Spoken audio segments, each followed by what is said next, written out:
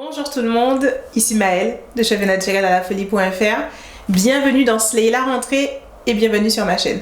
On va rester dans le sujet de Slay la rentrée jusqu'à vendredi, ce qui est plus longtemps que ce que j'avais prévu, mais j'ai encore beaucoup de choses à dire.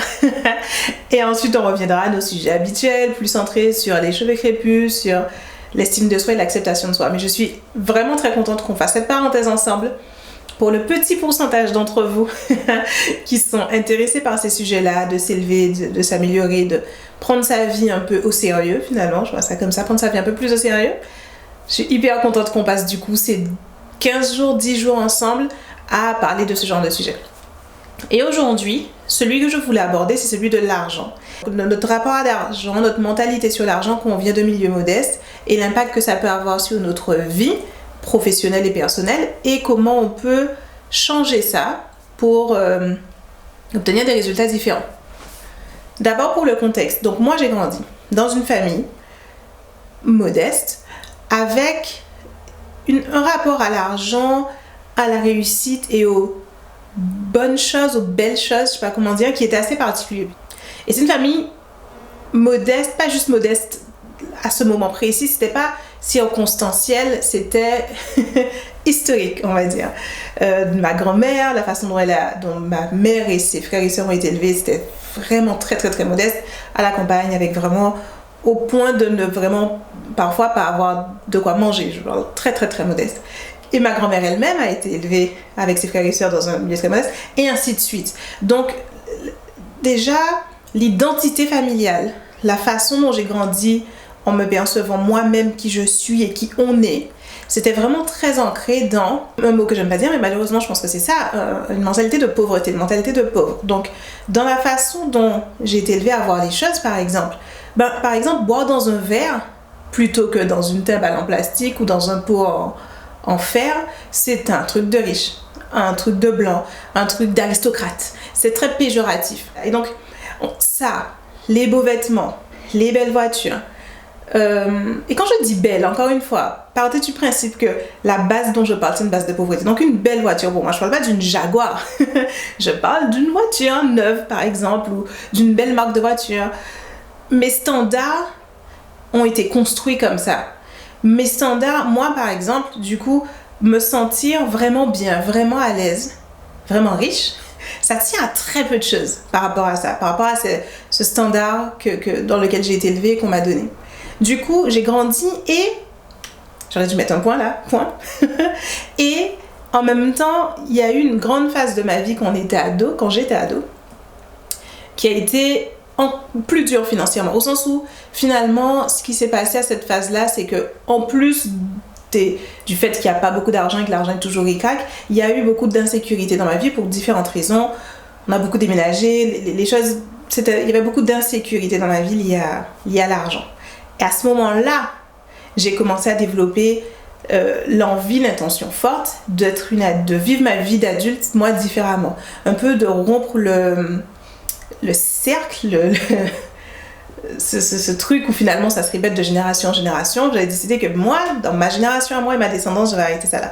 Et j'ai décidé à ce moment-là que j'allais vivre une vie différente et que quand je vous dis tout ça, j'avais 10 ans, hein, j'ai décidé que j'allais trouver le moyen d'avoir un très très bon salaire, de gagner très très bien ma vie et d'être riche.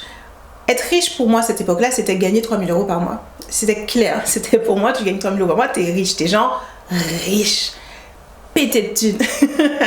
Et je voulais ça. Je me disais, wow, tu gagnes 3 000 € par mois, mais tu te rends compte de tout ce que tu peux faire. Chaque facture, tu peux les payer comme ça. T'as à te préoccuper de rien. Enfin, pour moi, 3 000 € c'était la folie, quoi. Donc j'ai suivi une voie pour aller chercher ça, clairement. Mes études, le métier que j'ai choisi, je voulais aussi kiffer ma vie. Donc j'ai choisi un métier que j'allais aimer, mais j'ai choisi aussi un métier qui allait gagner beaucoup d'argent. Et ensuite, donc, je raconte ça pour mettre le contexte finalement de comment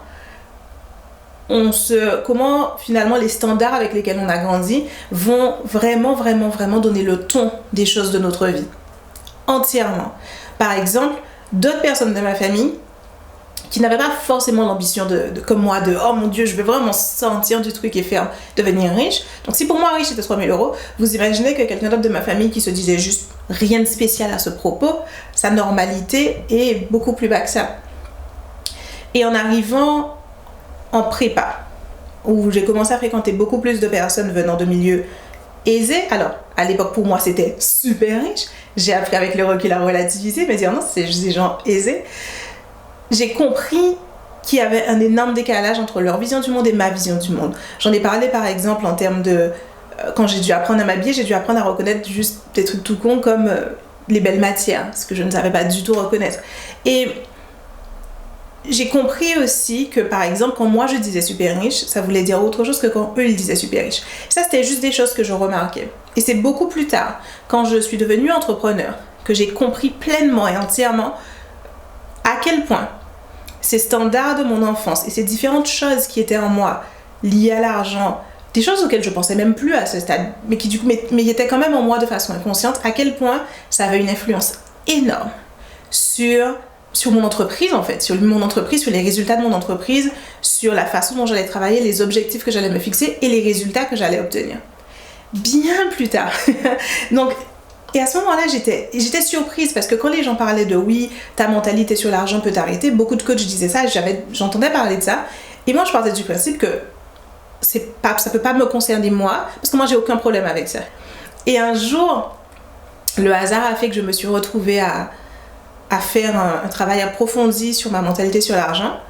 Et là, j'ai compris que, oh mon Dieu, malgré le fait que j'avais l'impression que j'avais aucun problème, malgré le fait que j'avais l'impression que tout était nickel, j'avais pas d'émotion négative particulière à propos de l'argent, en creusant, j'ai vu et j'ai réalisé qu'en fait, toutes les croyances que j'avais sur l'argent et toutes les choses que je pensais vraies à propos de l'argent, mais pas que l'argent, les bonnes choses, les choses de qualité, les personnes qui ont de l'argent, etc., à quel point ça crée un frein dans mon entreprise. Et dans cette vidéo, ce sur quoi je veux attirer votre attention, c'est surtout ça. Quand on a quand on a une représentation du monde, on ne voit que ça. Et donc, on peut ne même pas se rendre compte que c'est une représentation du monde qui nous dessert. Parce que là tout de suite, dans notre rapport avec ce truc, en l'occurrence dans mon cas avec l'argent, il n'y a pas de problème immédiat, il n'y a pas de douleur, il n'y a pas de problématique qui se pose. Donc on se dit, il n'y a pas de problème. Ce qu'on ne réalise pas, c'est tout ce qu'on ne sait pas. Tout ce qui est en dehors de notre champ de vision, tout ce qui est en dehors de cette représentation du monde qu'on a. C'est énorme, il y a plein de choses qui sont en dehors de notre champ de vision. Et toutes ces choses-là comptent. Toutes ces choses-là ont une influence sur ce qu'on fait, ce qu'on obtient, etc. Ma vision, les choses que je ne pensais même pas activement, mais qui étaient en moi par rapport à mon rapport à l'argent, définissaient mon carré possible de résultats. Imaginez que toute cette pièce dans laquelle je suis, vous la voyez pas, mais elle est très grande. Toute cette pièce dans laquelle je suis, c'est toutes les possibilités en termes de réalité financière, de ce que ma relation avec l'argent, avec les économies, avec les investissements, avec le chiffre d'affaires de mon entreprise, avec le salaire que je me paye, avec la façon dont je voyage, les restaurants où je mange, etc. Tout ça, c'est la réalité possible. De vraiment, qu'est-ce que je vais faire? Quelle sera ma vie financière? Ma vision, ce que moi je pensais de l'argent, limitait ce que j'allais pouvoir vivre et expérimenter avec ça, tout ce qui est en lien avec l'argent, le limitait dans le petit coin sombre qui est ici, là. C'est pas dégueulasse, ça reste un espace. Bon oui, c'est pas là où il y a le plus de lumière, c'est pas là où il y a le plus de soleil, il fait peut-être un peu chaud, bon, c'est pas le meilleur coin, mais c'est correct. C'est pas affreux. Ça pourrait être pire, je pourrais être au fond là-bas. Là, je pourrais même être dans le coin entre le meuble et le mur. Beaucoup de gens dans le milieu où j'ai grandi sont dans le coin entre le meuble et le mur. Donc c'était ok. Mais en travaillant dessus, j'ai réalisé que cette pièce existait. On est toujours dans ma métaphore. Et que, oh mon Dieu, regarde tout ce à quoi je me ferme en restant dans ce coin-là et en pensant en plus que genre c'est la Java dans ce coin. Et j'ai pu... Sauf qu'en fait, avec l'argent et beaucoup de ces sujets comme ça sensibles dans notre société, j'ai remarqué que ça vaut pour l'argent, ça vaut aussi pour le corps. Quand on est une femme, l'apparence de son corps, etc. Il suffit pas de dire « Oh, la pièce existe, bon, bah, je peux y aller ». De la même façon que quelqu'un qui pèse 100 kg, 150 kg, 200 kg, ça va être dur de juste se dire « Oh, mais en fait, je peux être mince ». Et juste comme ça, y aller. Il y a des blocages, on se rend compte qu'il y a de vrais obstacles, en fait, entre le coin dans lequel on s'est enfermé et cette vaste prairie qu'on voit maintenant, même au moment où on a vu, au moment où on sait que c'est possible, il y a quand même plein d'obstacles à y aller. Et ces obstacles-là, ils se travaillent. Ça se joue dans la tête. J'ai fait une grosse partie de ce travail à un moment donné, c'était la première moitié de 2017, qui a été une période effectivement de gros changements dans mon chiffre d'affaires. C'est comme enlever un bouchon, faire et le flow qui arrive d'un seul coup. Et je continue de faire ce travail. Et j'ai régulièrement ces moments où je casse enfin un mur, à force de taper dedans, un mur s'effondre et le flow encore se déverse, et je continuerai de faire le travail. Et je vous invite à vous interroger sur la question et à faire ce travail. Et ce sera une des premières choses sur laquelle on va travailler dans la clique. Vous avez dû voir ou pas, et si vous ne l'avez pas vu, je suis ravie de vous en parler maintenant. J'ai ouvert les inscriptions à la clique. La clique, c'est un mastermind pour les femmes qui veulent absolument tout sans compromis. Donc, un club dans lequel on peut laisser entièrement s'exprimer nos ambitions et les choses qu'on veut pour soi-même, que ce soit avoir le plus beau corps de la vie impossible, que quelqu'un ne se retourne pas sur notre passage, que ce soit avoir la carrière la plus extraordinaire qui soit, le couple, la famille, tout ça ensemble, l'argent, etc. Je veux dans ce club qu'on soit entre personnes qui n'allons absolument jamais nous juger entre nous, d'à quel point on vise haut, d'à quel point on est exigeante, d'à quel point ce qu'on veut, c'est ce qu'on veut, point à la ligne. Et on va aller atteindre ces objectifs.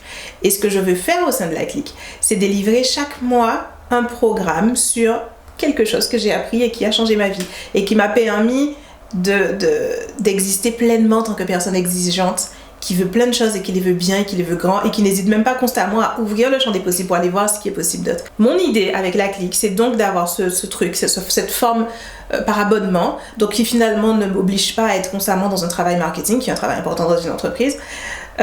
Donc faire moins de travail marketing, puisque tout le monde, il y a ce côté abonnement, engagement chaque mois, et pouvoir transmettre tout ce que j'ai à transmettre et pouvoir le transmettre à vous, les personnes qui me ressemblent, et voilà. Et les sortir de moi et être dans cette transmission et en même temps avoir ce mastermind, cette clique de gens avec qui on sait qu'on est ensemble et qu'on se soutient et qu'on se soulève. Et je peux pas, je ne saurais jamais trop vous souligner l'importance de ça, l'importance d'avoir un entourage qui vous comprend. L'entourage, c'est d'une importance capitale. Ces standards qui sont posés par notre éducation, ils continuent d'être posés tout au long de notre vie par les gens qu'on fréquente. Donc je veux créer la clique pour que, au sein de la clique, on ait ce groupe qui met le standard pour nous, tout en ayant cet apprentissage, tout en moi ayant la possibilité d'enseigner, de sortir de moi ce que je sais. Et on va commencer par l'argent. Le programme sur donc comment taper dans ses barrières, comment s'ouvrir, ouvrir ses perspectives, se rendre compte des schémas qu'on a en place dans notre vie pour l'argent et de l'impact que ça a sur combien on s'autorise à avoir, à économiser, à dépenser, etc. Et comment du coup on peut dépasser tout ça, comment on peut péter des murs et avoir des différentes étapes de flow financier parce qu'on a fait ce travail.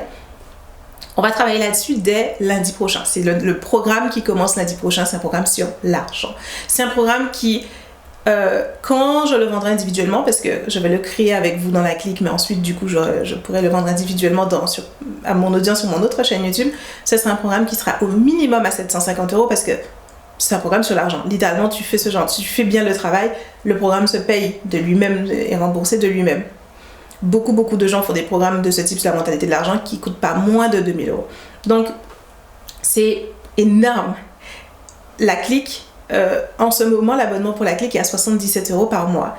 C'est une opportunité qui est juste extraordinaire et exceptionnelle, donc d'accéder à ces enseignements. Et je le fais de façon très consciente. De façon très consciente en tant que personne qui a grandi dans un milieu modeste et qui a une mentalité sur l'argent de base qui est très, très étriquée, très fermée, très complexe. Je sais que moi, la mentalité que j'avais avant sur l'argent, pour moi, ça c'est impossible.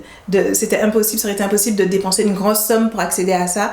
Quand bien même accéder à ça, c'est ce qui permet ensuite de gagner tellement plus. Donc, le faire sous ce format avec la clique, avec cet abonnement mensuel tellement accessible, c'est comme mon cadeau pour vous et mon moyen de dire, j'ai baissé la barrière, elle est tellement basse là. Venez. La clique, c'est bien plus que ça, que ce que je peux vous dire là en quelques minutes. N'hésitez pas à aller sur le lien dans la description, cliquez, allez lire, lisez cette page.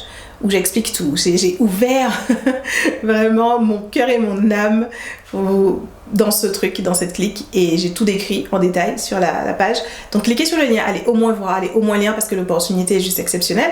Et rejoignez la clique et dites-moi en commentaire ce que vous en pensez. Et je vous dis à bientôt pour la prochaine vidéo. Ciao!